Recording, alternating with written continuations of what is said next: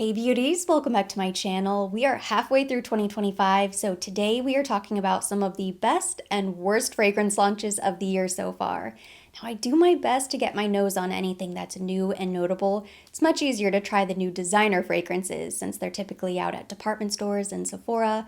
But if you have tried anything niche that's very obscure, hard to get a hold of, that you absolutely love, please let me know down below in the comment section. I would love to go through and try all of your recommendations, especially before I do my final annual roundup at the end of the year. And while we have some very beautiful new fragrances here to talk about, I'm afraid we don't have our crown jewel of 2025 yet, so I'm still holding out hope that it's coming in the second half of the year. It's been a very strong year for rose lovers such as myself. Two of my favorite launches so far in 2025 have been Kayali Fleur Majesty Rose Royale 31 and the new Creed Eladaria. They're very different, rose forward, both incredibly elegant and feminine, but easy to love, easy to wear, have mass appeal, very modern takes on rose. I don't think it's unfair to say that most of the recent Kayali launches seem targeted to the TikTok fragrance community or just a younger demographic in general, between the bougie marshmallow, the candy rock sugar, even the vacation collection. Very youthful, playful, not meant to be taken too seriously type of fragrances, which is amazing,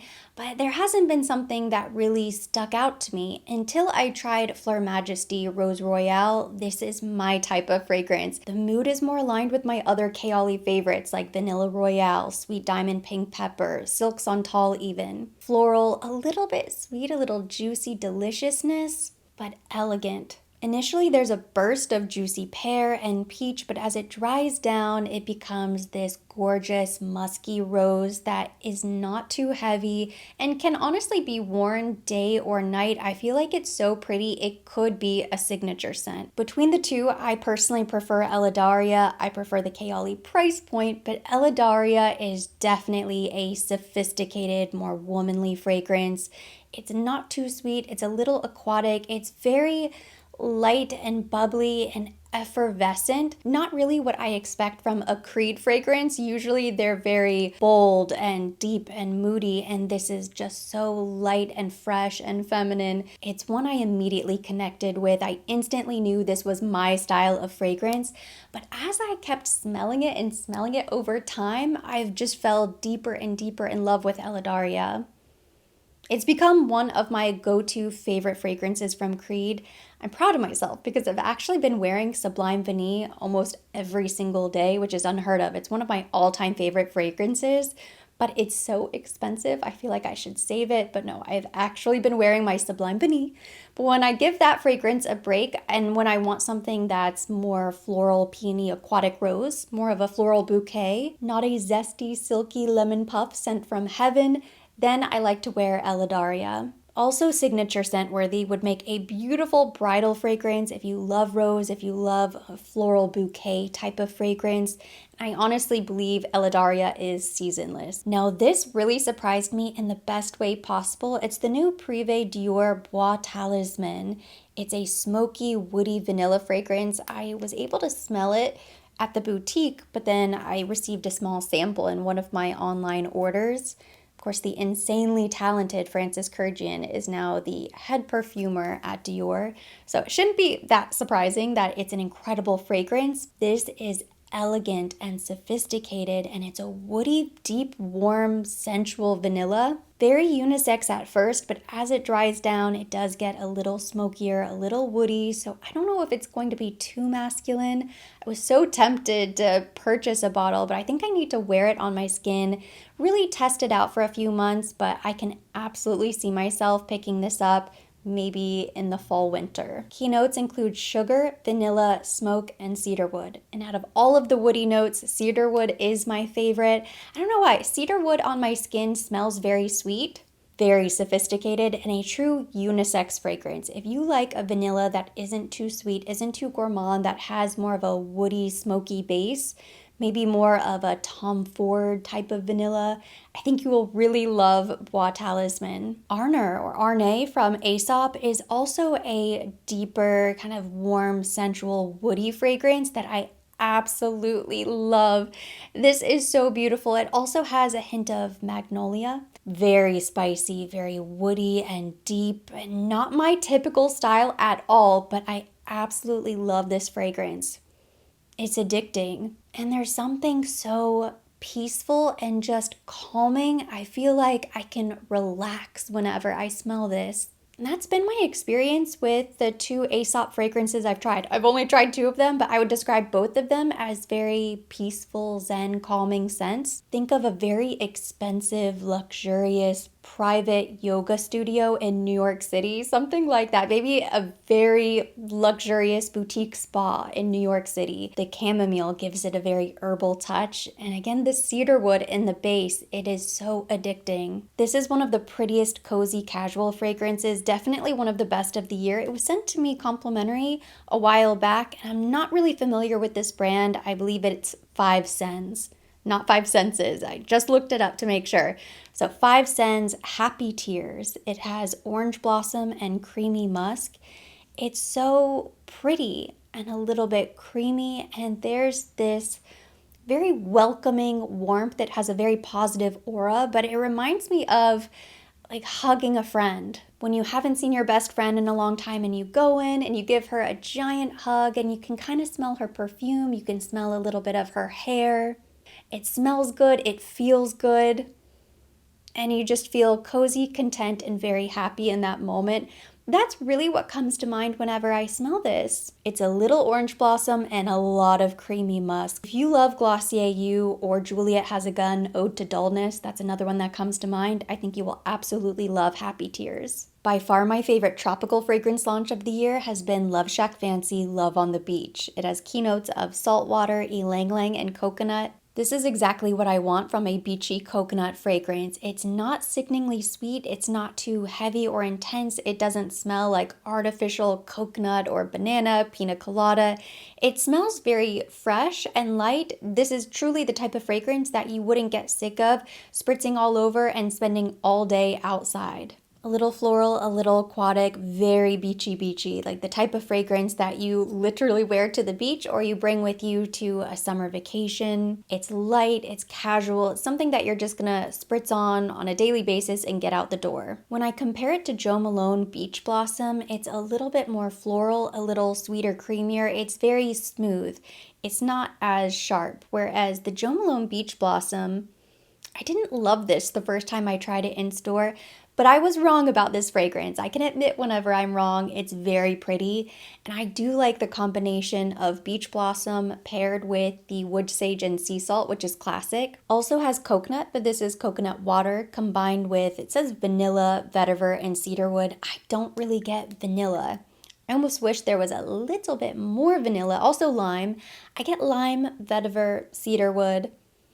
Very natural, which is what we love from Jo Malone, but not quite as smooth and pretty beach princess like the Love Shack Fancy. So I have changed my mind. I do really like this fragrance, especially combined with some of my other favorites. But if I had to choose a favorite between the two coconut tropical fragrances, Love on the Beach. Clementine Dream from the Seven Virtues is another fragrance where I had a change of heart. When I first spritzed this, it was not at all what I expected, and I think my expectations sort of played with my emotions. I was expecting an orangesicle, citrus, creamy vanilla, very light and fluffy fragrance, and that is not at all what this is. It has an extremely strong amber note. And see, now I absolutely love it because I know it's coming. This is a bold, intense, citrusy, ambery, warm vanilla fragrance. It is not light and fluffy. It is not just a citrus daytime summer fragrance.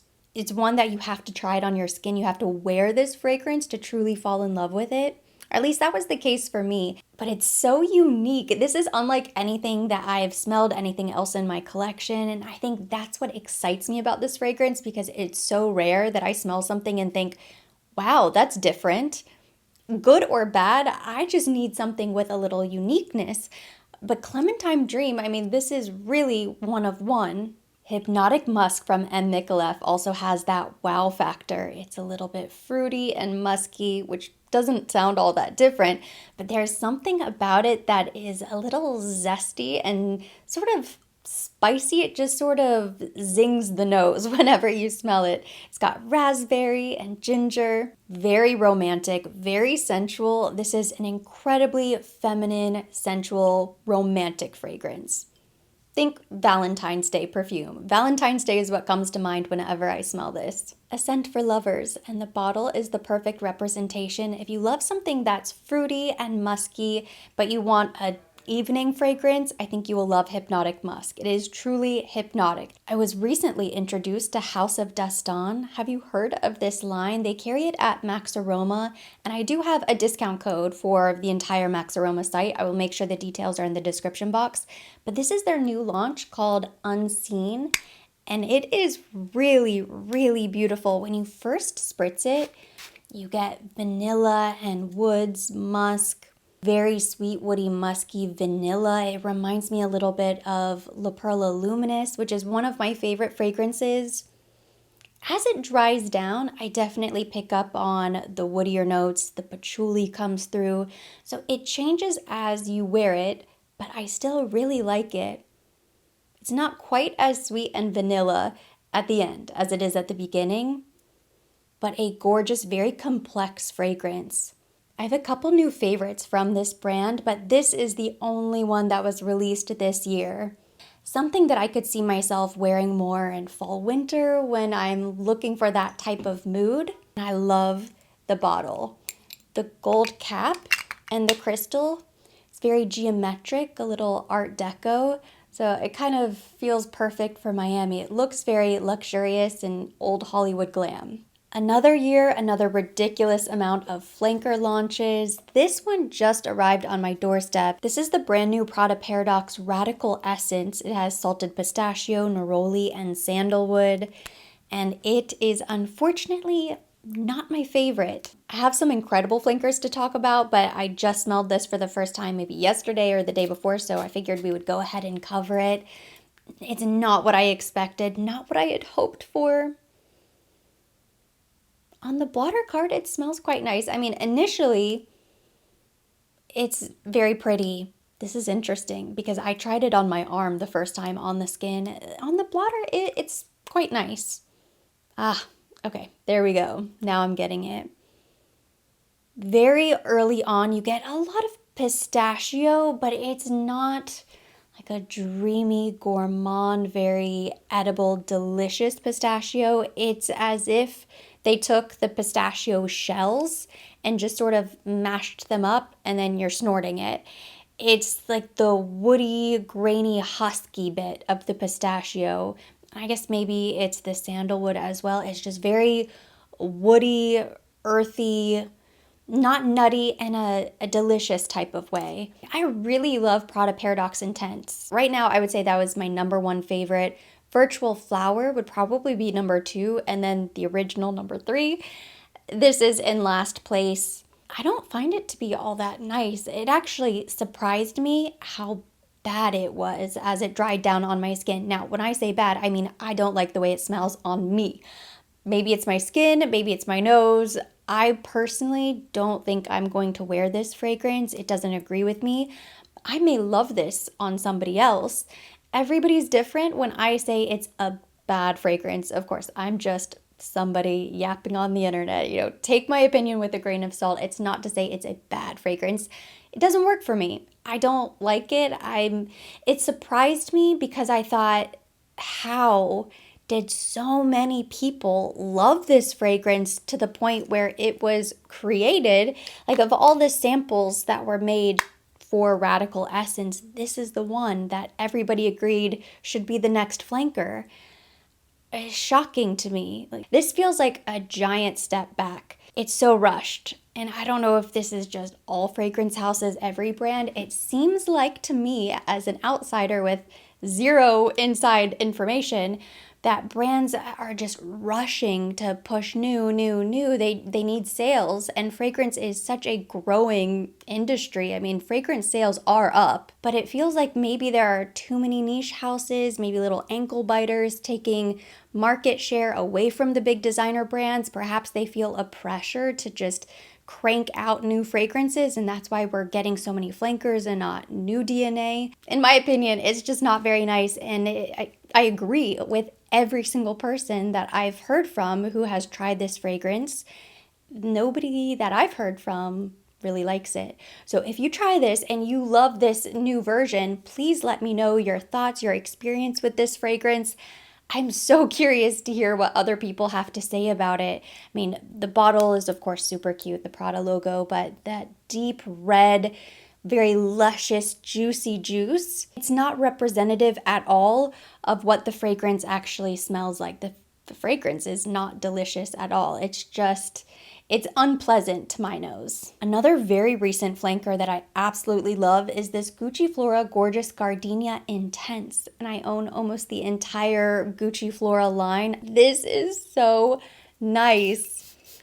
I love it, and yet it annoys me because the thing with flankers like this, when they're so much better, I feel the same way about Prada Paradox Intense, some of the Valentino Born in Roma flankers.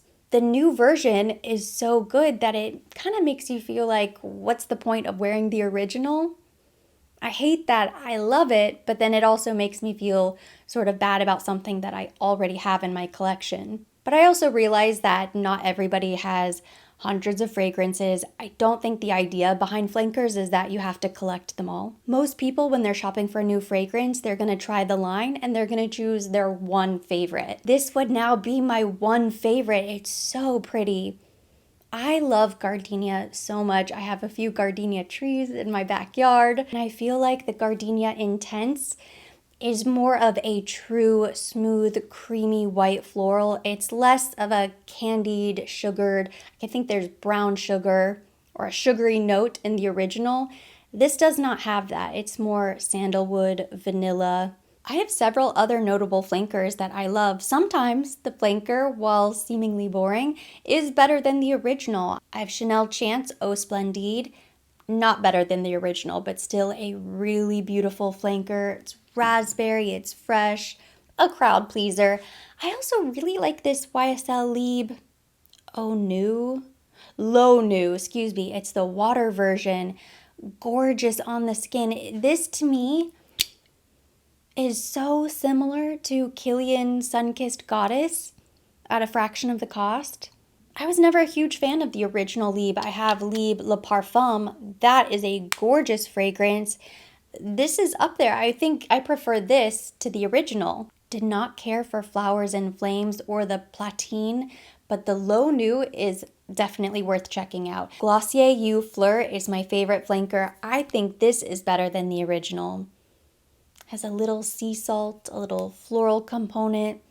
Still musky. It reminds me of summertime. It's a very carefree, casual fragrance. Not going to blow you away in terms of wow factor, but gorgeous, like easy to love, easy to wear, throw on all the time, and elegant. Valentino Born in Roma Donna Extra Dose is not going to get the attention it deserves because it's the millionth flanker, which is unfortunate because it's actually a really good fragrance. I love it a lot. It's fun and playful without being too juvenile.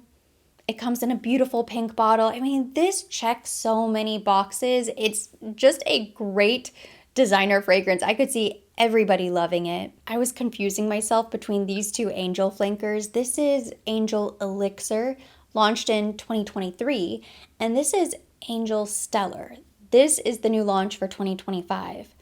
Now, Angel Elixir became my favorite. I fell in love with this fragrance. I thought it was one of the best flankers, one of the best fragrances in the designer world. It's a little tropical. It has ylang ylang. It's a milky floral fragrance. I thought this was the best they would ever make. And then they came out with Stellar, and now this is the best thing I've ever smelled.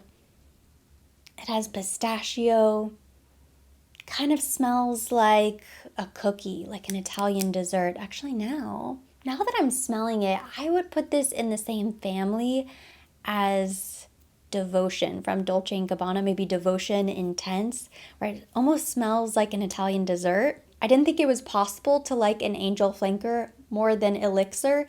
until I tried Stellar, and now between the two, this is my favorite. Somehow they keep improving year after year. Now let's talk about some of the worst launches. Again, these are not necessarily bad fragrances, just things that I tried that they didn't connect with me. They're not my style. I personally wouldn't recommend them. I wouldn't wear them. I might appreciate them on somebody else. It's not to say they're disgusting. This is just one person's opinion. And I have tried a lot of the new launches that don't necessarily fit into either category, best or worst. There's a lot of fragrances out there that are just so-so. I like to refer to these fragrances as the sea of mediocrity because there are just so many of them. A moment of silence for these fragrances. Ellis Brooklyn Guava Granita is one of the most disappointing launches because I had such high hopes coming off of Miami Nectar. I love that fragrance. I love a tropical scent. I like banana. I like coconut. But Guava Granita starts really nice. It sort of shoots out 0 to 100.